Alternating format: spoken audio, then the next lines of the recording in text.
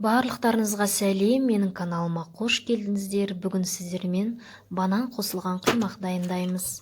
Бізге қажетті заттар: жұмыртқа, май, ұн, сүт, тұз және сода қажет болады. Ең бірінші жұмыртқамызды миксерлейміз. Содамызбен тұзымызды саламыз, майымызды құямыз, сүтімізді құямыз. Тағы да бір миксерлеп, ұнымызды екі бөліп салып миксерлеп аламыз. Венчикпен жасасаңыздар да болады, бірақ миксермен уақыт жағынан тезірек боласыздар.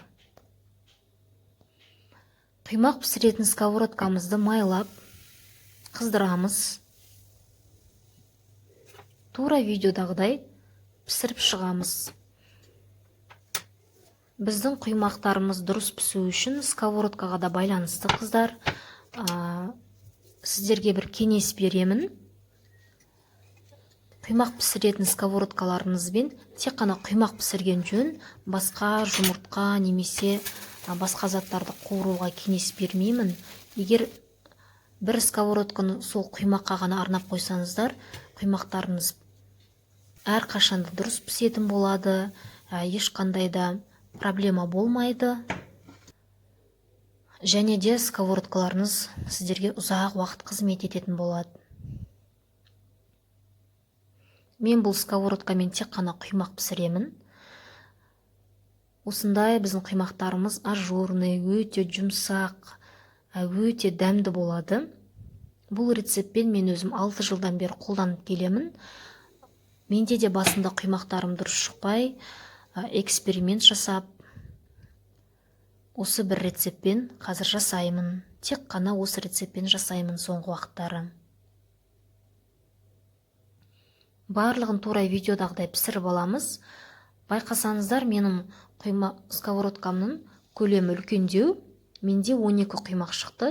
Егер сковородкаларыңыздың көлемі кішкентай болатын болса, онда 15-16 құймақ шығады. Құймақтың дұрыс шығу, дұрыс шықпау ішіндегі қоспаларына да байланысты. Мысалы, біз көз мөлшері деймізде, ұнымызды көбірек құйып қоямыз, немесе сүтімізді аздау құйып қоямыз. Тура осы рецептпен жасасаңыздар, сіздерге 100% айта аламын. 100% сеніммен айта аламын, құймақтарыңыз дұрыс шығады. Жасап көріңіздер. Салмасын дайындаймыз. Салмасына мен банан және осылай шоколадты кондитерский мешокқа салып, үстіне ыстық су құйып ертіп алам. Бананымызды тура осылай турап, жұқалап, құймағымыздың үстіне саламыз. Үстіне шоколад құйып шығамыз. Бананмен болғаннан кейін ішіндегі салмасы өте бір ерекше, бір құймақ емес, бір десерт болатын сияқты. Қонақтарыңызға осылай ұсынсаңыздар болады. Тура видеодағыдай орап шығамыз. Барлық құймақтарымызды осылай қайталаймыз.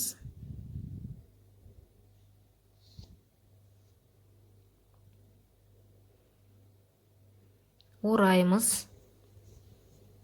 Біздің құймақтарымыз дайын. Дайын болған құймақтарымызға үстіне қалған шоколадымызды құйып әсемдеп шығамыз.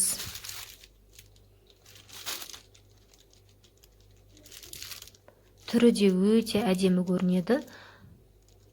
Қонақтарыңызға ұялмай ұсынсаңыздар болады. Міне біздің құймақтарымыз дайын. Видеоны соңына дейін тамашаласаңыздар, егер ұнап жатса, лайк басып, комментария қалдыруды ұмытпаңыздар. Сіздермен бірге болған Айгерім ас болсын.